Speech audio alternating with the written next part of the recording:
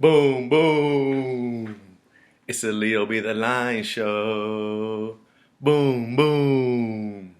Gonna tell you what you need to know. Boom, boom. Now here comes your boy Leo. Hey everyone, good afternoon. Welcome to the Leo Be the Lion show.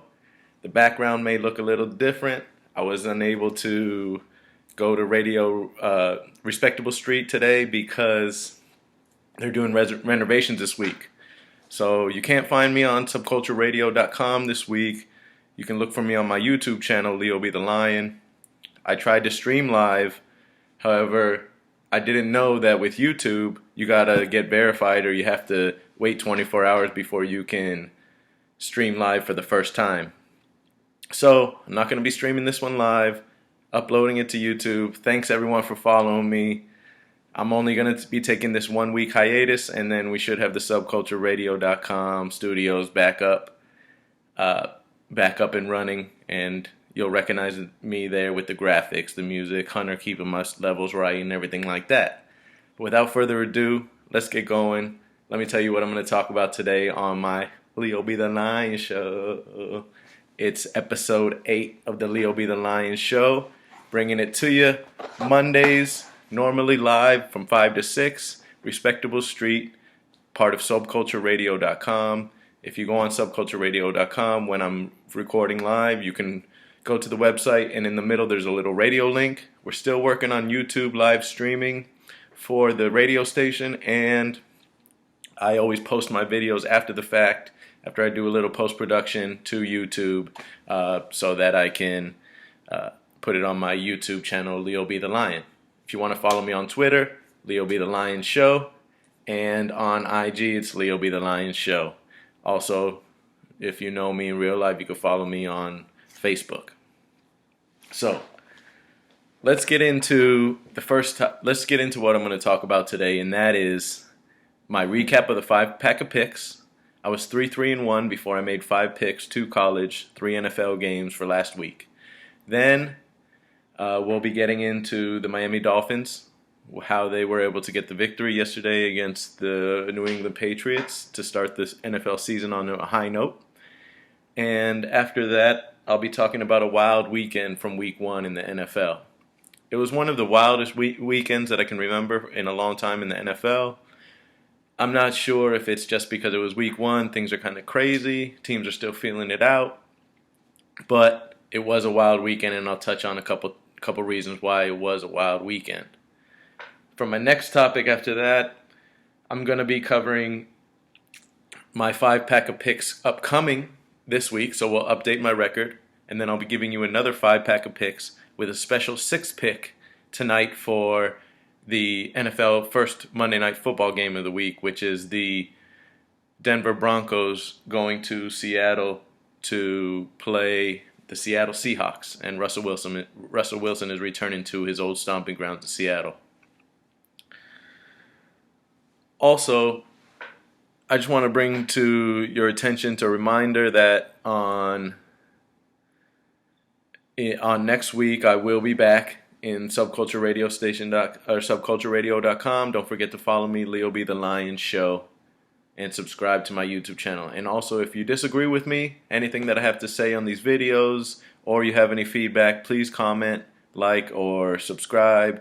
Let me know. Get in touch with me. I make it an effort to respond to any feedback, regardless of whether it's positive, negative, constructive criticism, hate, and whatever, regardless, because I know that I like to interact with fans, regular people, and Joes and Janes, so let's interact.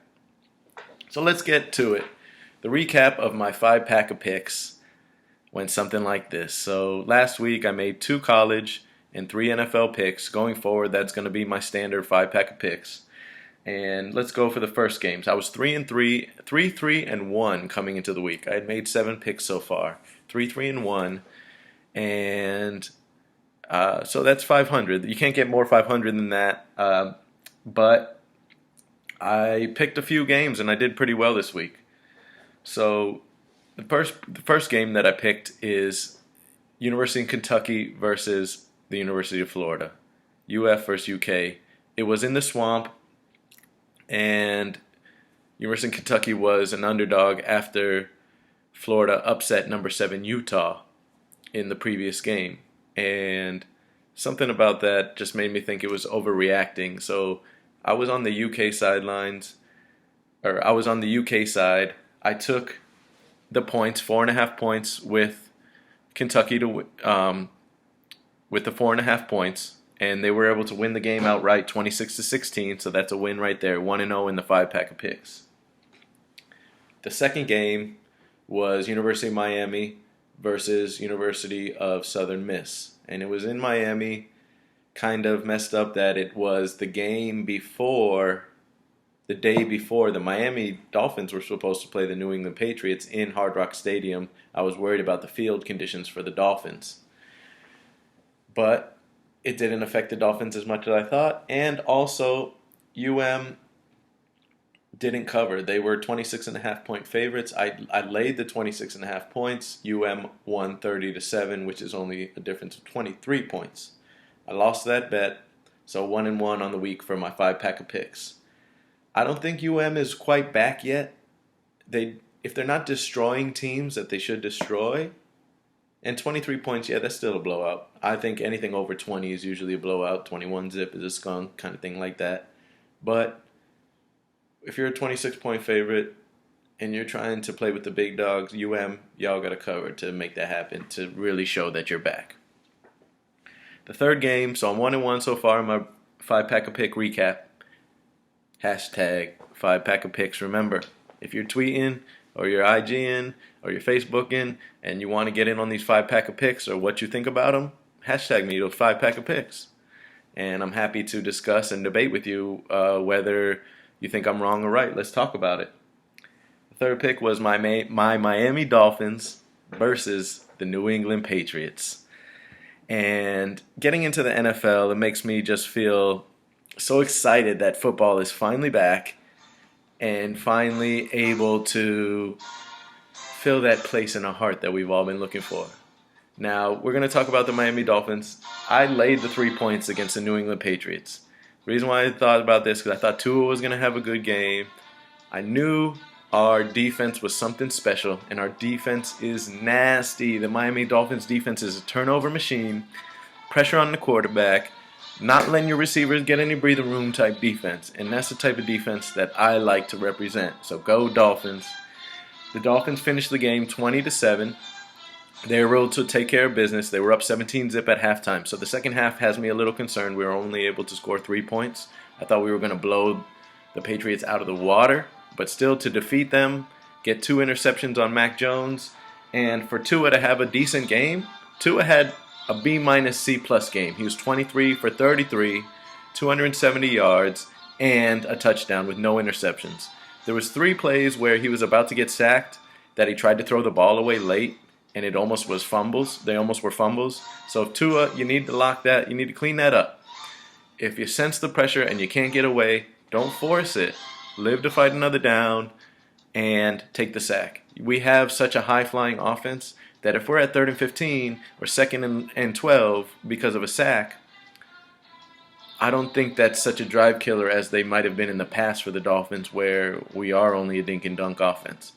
We saw Mike McDaniel pull out all the stops, and Tyreek Hill even said to call a play like that, a 2-man route where there was only going to be 2 men, 2 receivers going out on the route on 4th and 7 before halftime when you're only up 10-zip. That took some cojones, like Tyreek Hill said about Mike McDaniel. So Mike McDaniel, being up 10-zip,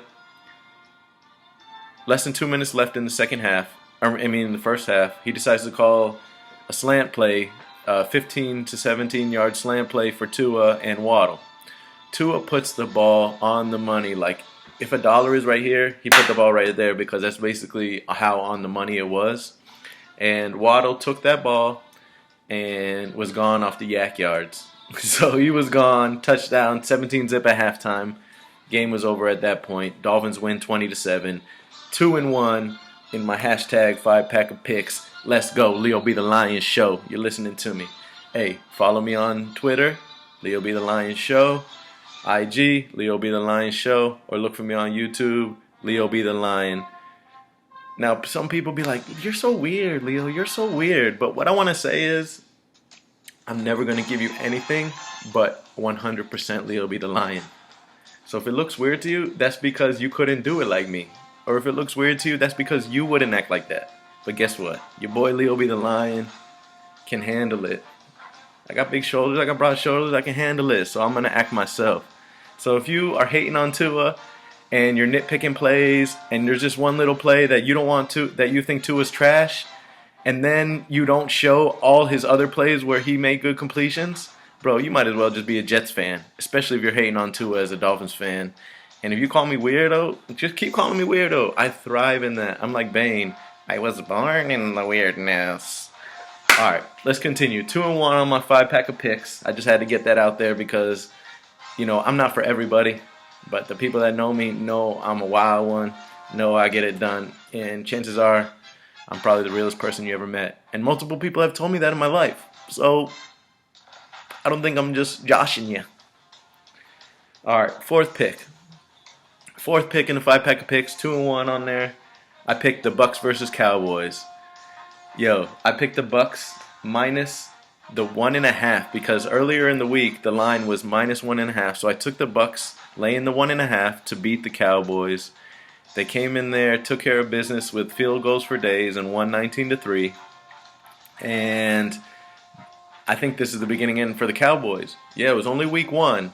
However, in week 1, Dak hurt his hand, and he's out 6 to 8 weeks with surgery on his hand, on his throwing hand.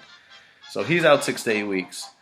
We still don't know. Are the Cowboys any good this year? Are they going to be any good this year with their backups? Dallas, Teddy Bridgewater is available for a trade. If you want to give up a second-round pick, you want to give up maybe a defensive player that we could use, let's make a trade. Teddy Bridgewater is available. So let's see what can happen. So that brings me, I was 3-1 on my 5-pack of picks. Then this brings me to my 5th and final pick from last week, and that was my lock of the week, which was the Baltimore Ravens laying 7 against the New York Football Jets. I don't care for the Jets at all. In fact, you could say I hate the Jets. I hate to say hate because it's such a strong word, but yes, I do hate the Jets. I don't think Joe Namath should belong in the Hall of Fame. Yeah, he did win the one game, but he has more interceptions than he has touchdown passes. And all Joe Namath is known for is a guarantee. So enough about that. But the Ravens destroyed the Jets. I think it was 25-10 or something like that. And the Jets couldn't move the ball all game. They scored a garbage time touchdown. And they were destroyed by the Ravens. And so that was my lock of the week. And going forward, you'll notice a theme how I treat the Jets. The Jets got to prove it to me that they can play football and they belong on the same stage as everybody else because they looked horrible. So if we recap my 5-pack of picks from last week, I went 4-1. That brings my 3-1 record plus the 4-1 to 7-4-1. So I'm above 500, 3 games over 500 with that one push on there, 7-4-1. Now, let's talk about why the Dolphins are 1-1. Let's do a quick little synopsis of the game. It was a great game. We started out fast. I thought the game was going to finish 27-20. I thought the offense would come out fast, and then the Patriots would be able to come back in the third and fourth quarter, and it would be close, and then we'd have to score to win the game 27-20. But that didn't happen. The Dolphins were in total control the whole game, and the defense showed up, only allowing 7 points on kind of a weird touchdown from the Patriots. The Tua was 4-0 against Bill Belichick. He was 3-0 coming into this game. The only other player that's undefeated against Bill Belichick is John Elway, with 4-0 also against Bill Belichick teams. And that, of course, was when John Elway played for the Broncos, obviously. And I bet Bill Belichick was probably either coach for the Giants or coach for the Browns. I don't think Elway beat the Patriots that much before he retired. While Bill Belichick was there anyway. So then, I'm proud of the way Tua played. Like I said, he had like a B-, C+ game. There was a few balls that he could have just taken the sack, held on to it. It's kind of nerve-wracking when there's a couple balls that he loses his grip on, and you have to shout to the TV, that was an incomplete pass, ball was down, incomplete pass. You don't want to have to be fighting, make the refs make that decision whether it was a fumble or whether it was an incomplete pass. You want the quarterback to be sure enough to not fumble the ball. I remember when Kurt Warner was on the Giants, one of his biggest things before Eli took over was that Kurt Warner couldn't hold on to the ball. He fumbled the ball so much, and he was turnover prone in New York. So then Eli took over, and the rest was history with the Giants. 3 players I'm proud of from yesterday. Tyreek Hill put his money where his mouth is, that $30 million a year contract. He had 12 targets, 9 receptions for 80-something yards. He did really well. Then Kader Kahu, he is a undrafted free agent that we got as a cornerback, and he made about a handful of defensive plays yesterday on key third downs, key red zone plays. Kader Kahu, look out for him. He's going to be in the rotation when Byron Jones comes back. And also, the third player that I was impressed with is Zach Sealer. Zach Sealer is continued to be underrated. He's continued to be just one of the strongest defensive linemen that we have, who can really get a push and really cause trouble up front. I'm proud of the Dolphins. Dolphins are 1-0. They beat the Patriots 20-7. On to next week against the Ravens. I really think that the Dolphins are going to have a good showing against the Ravens. They have some things to clean up against the Pats. However, the Ravens have a lot of injury bug. Like the Ravens' offensive tackles, I think they're on either the 3rd or 4th string offensive tackle. So, I'm excited. Last year, the Dolphins beat the Ravens on Thursday night 22-10. It's a whole new year, so totally different. But Lamar Jackson has fewer receivers this year than he had last year. Hollywood Brown is gone. Mark Andrews is still there. I really think the Dolphins can come in and play strong against the Ravens and take care of business and try to get to 2-0. So we shall see. All right. After talking about the Dolphins game, I want to touch on 3 NFL games that were part of this wild Week 1 weekend. The first game I want to talk about is the New Orleans Saints versus the Atlanta Falcons. The Atlanta Falcons did it again, ladies and gentlemen. The Atlanta Falcons, out of any NFL team, I want to say, have been the victim of comebacks. 28-3. We all know that would happen in the Super Bowl. Then other times the Falcons couldn't keep leads with Matt Ryan, but this time the Falcons in the 4th quarter were beating the Saints 26-10. So you're beating the Saints 26-10, and Jameis Winston starts going all of a sudden in the 3rd, 4th quarter, and the Saints make a 58-yard field goal to win the game as time expires, 27-26. I feel so terrible for the Falcons because they just find a way to lose. They're choke artists. I can't get behind Falcons. I mean, they were +6, so they did cover. But when you think you have the game in hand and you're up 26-10, and then to lose 27-26, that's a heartbreaker all over again. Then the next wild game that I thought of, which was super surprising, and you don't see these happen very often, but more often there's ties in the NFL. So week 1, the Colts played the Texans, and I thought this was going to be an easy game for the Colts to take care of business. You got an actual quarterback in Matt Ryan now from the Falcons, and the Colts defense is pretty good, right? And you're going against Davis Mills, whose neck size is like the average head size of like 2 people. His neck is like literally this big. Davis Mills, his head starts up here. So that's how big his neck is. I thought he was going to be trash. The Colts and the Texans ended up tying 20-20. It was a crazy game. Like, the Colts were losing, and they came back, and they ended up tying 20-20. So that's just pretty cool. And then the third game that brings me to, well, it's not third game, but now it's 2 QBs. Dak struggled, got injured, and only got 3 fantasy points. And Aaron Rodgers, for only the 8th time in his career, he's played over 300 games, but for only the 8th time in his career, he had 0 touchdowns and one interception. He had fewer touchdowns than interceptions.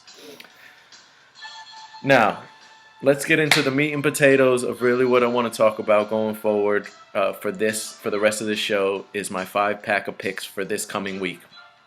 I'm 7-4-1, and I'm excited to bring you these 5-pack of picks because there's a lot of home team picks in here.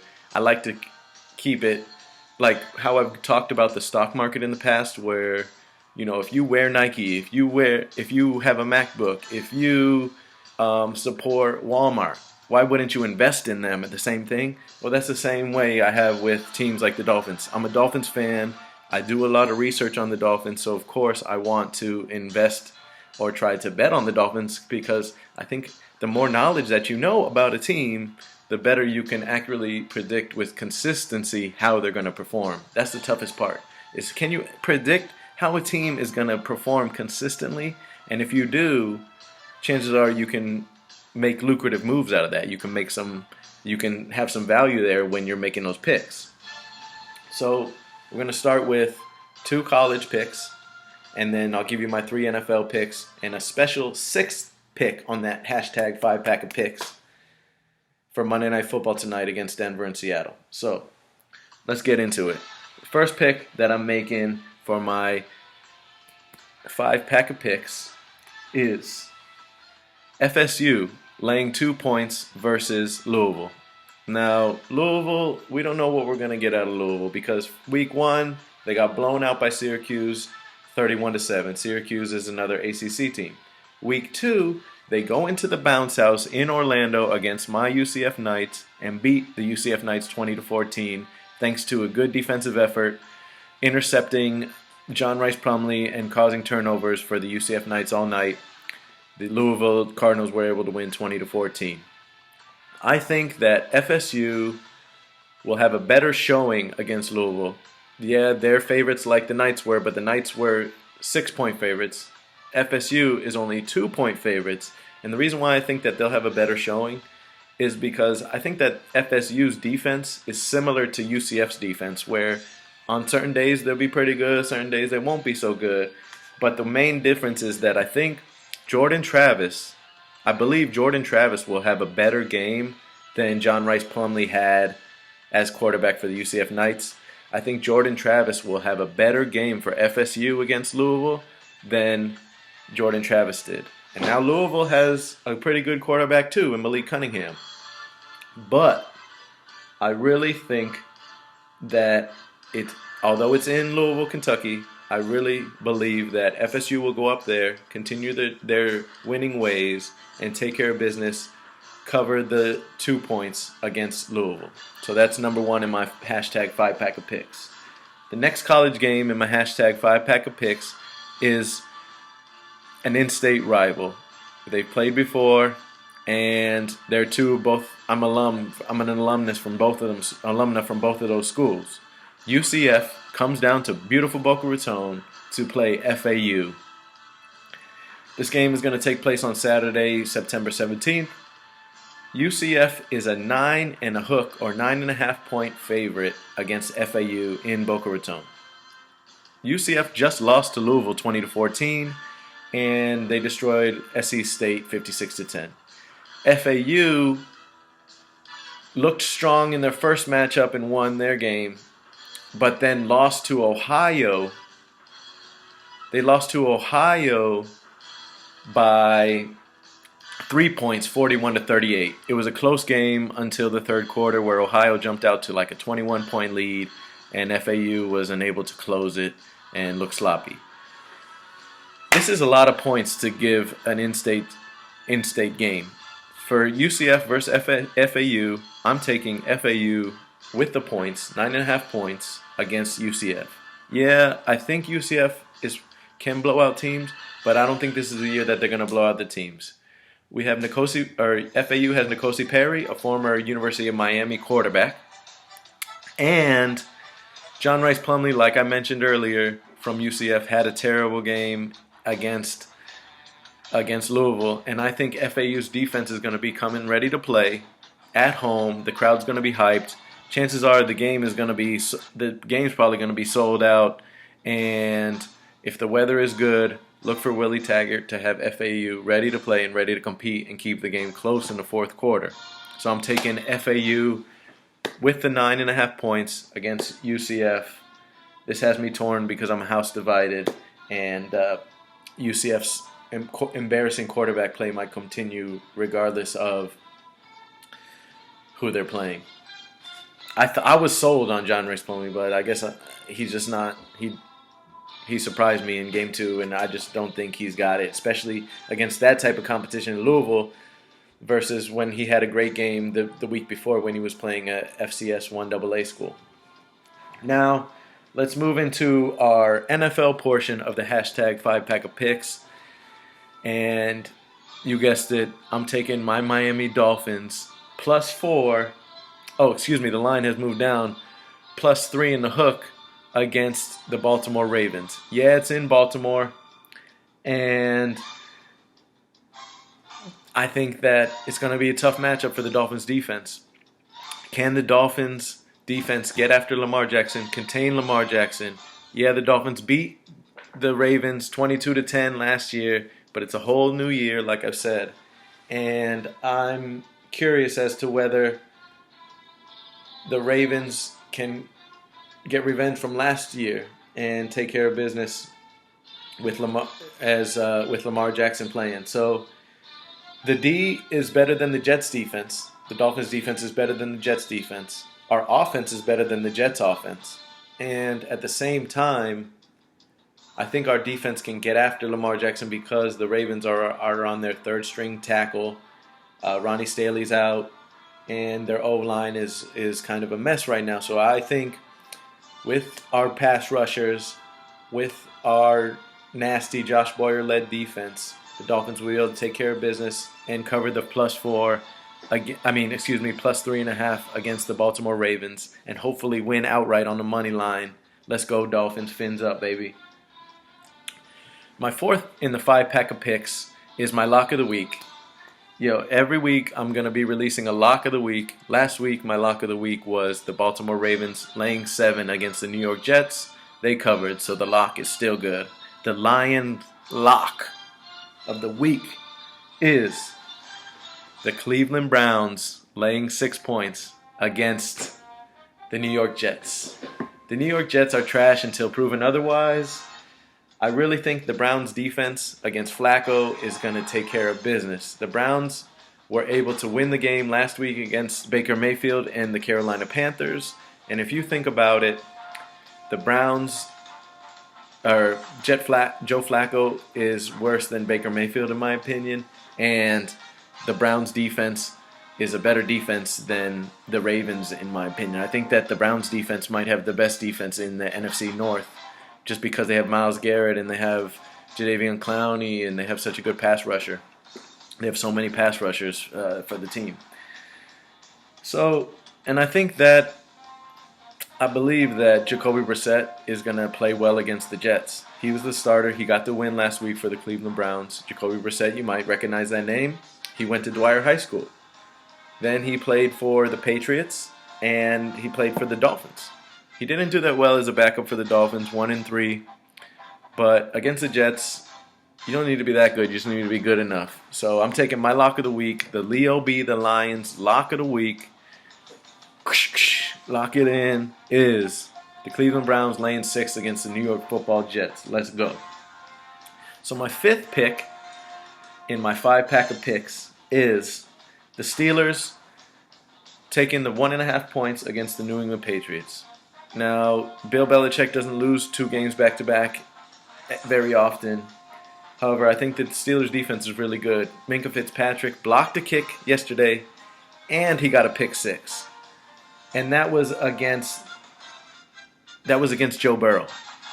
So if they're able to pick Joe Burrow off 4 times, I really think that Mac Jones, who has receivers that can't get open or can't get any separation, I really think that the Steelers' defense is going to have a field day against Mac Jones coming up this week when the Steelers play the Patriots. Also, it's a cool coaching matchup. Mike Tomlin versus Bill Belichick.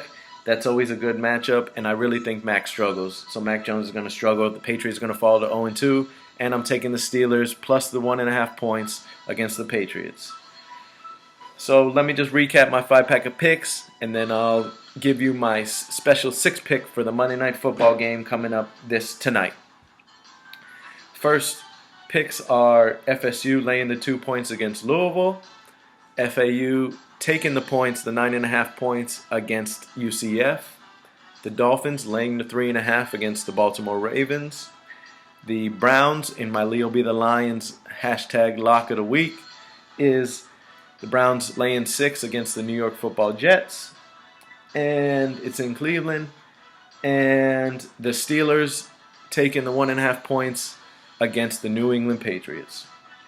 Now, good luck to everybody. If you want to listen to my picks, let's have some fun. Let's try to put a little money in your bank account. Let's see what we can do. I'm 7-4-1 on the week, so I'm above 500. We're in the profit. Let's go. Let's go, Dolphins. So, the next pick, the last pick I want to make, it's not part of my 5-pack of picks, but it's just a special pick, a 6th pick, if you will, that is tonight's Monday Night Football. It's the first Monday Night Football game of the year, Week 1. Russell Wilson and the Denver Broncos are heading back up to Russell Wilson's team that drafted him and the team that he played a decade for in the Seattle Seahawks. The Seahawks are the underdogs, are 7-point underdogs, and in turn the Broncos are 7-point favorites. I really like Russell Wilson and the Broncos to win this game, and I'll give you 3 reasons why. Russell Wilson is facing his old team, so he knows what to look out for. He's played against those players before. 2, the Seahawks are in rebuilding mode. The Seahawks lost Bobby Wagner. They lost several other players on defense, and they're in rebuilding mode, and their quarterback is Drew Lock. Need I say more? And number 3, the Denver defense is nasty. You got Patrick Surtain Patrick Surtain the third. Then you have a nasty Bradley Chubb, and the Broncos defense was one of the top 10 defenses last year. However, they just had they didn't have a good quarterback. But now they added Russell Wilson. So I really think that the Denver Broncos, against a poor NFC opponent, are really going to take advantage on Monday Night Football. And this game might be ugly like it was early with Tampa Bay and Dallas yesterday. I'm taking Denver, laying the 7 points against the Seattle Seahawks. I really think Russell Wilson's going to get it done. You can say whatever you want about Russell Wilson, whether he's corny, whether he's not. I like his swag. I like how he does it. He's himself. Out of anything in this whole world that you want to be yourself. Because nobody's going to be like you. And that's it. And why would you want to be like anybody else? I love me. I don't want to be like anybody else. I want to be me. I don't want to trade my problems with anybody else. I don't want to trade my opportunities with anybody else. I'm blessed. Hashtag blessed, yo. So this has been the Leo Be the Lion show. Coming to you from home today. Couldn't do live today at Subculture Radio because they're doing renovations at Respectable Street, and that's no biggie. I'll be back live next week from 5 to 6 on Mondays like I usually am. Subcultureradio.com. You can follow Subculture Radio on Instagram. You can also follow them on subcultureradio.com. And if you go down to the link, any live shows that are playing right there, you'll be able to listen through the radio link, or we're working on the YouTube live link. You can follow me, Leo Be the Lion Show, on Twitter or on IG by Leo Be the Lion Show. Find me on YouTube, Leo Be the Lion. I always upload my live videos after the fact. So if you can't catch me on the radio live or on the podcast live, I'll upload it after the fact.